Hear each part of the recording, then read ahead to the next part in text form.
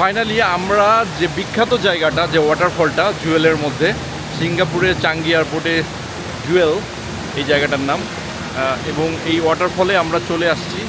এটা দেখতে খুবই সুন্দর। আপনারা ভিডিওতে কতটুকু বুঝতে পারতেছেন আমি জানি না, বাট যারা সামনাসামনি দেখেছেন অনেকে তারা জানেন।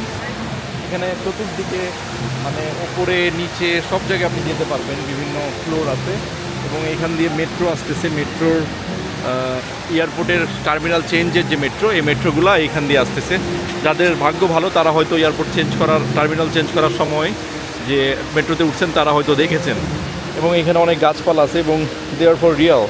হ্যাঁ, ওপরেরটা পুরাটা গ্লাসের সেট এবং এইখানে পানিটা পড়ছে, নিচেও যাচ্ছে।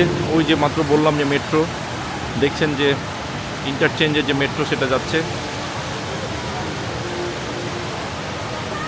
ফুলের গাছ এবং এটা একটা গার্ডেন, জঙ্গলের মতো। আর সবচেয়ে মজার ব্যাপার হচ্ছে এটা কিন্তু ফ্রি। মানে আপনি যদি এয়ারপোর্টে ইমিগ্রেশন করা লাগে না, অর্থাৎ আপনি এমনি এয়ারপোর্টে চাইলে ঘুরতে এসেও এটার মধ্যে ঢুকতে পারবেন। কিন্তু ট্রানজিটে আপনারা এটা আসতে পারবেন না, কারণ ট্রানজিটে এখানে আসার সুযোগ আই থিঙ্ক নাই, কারণ এটা ইমিগ্রেশনের বাইরে।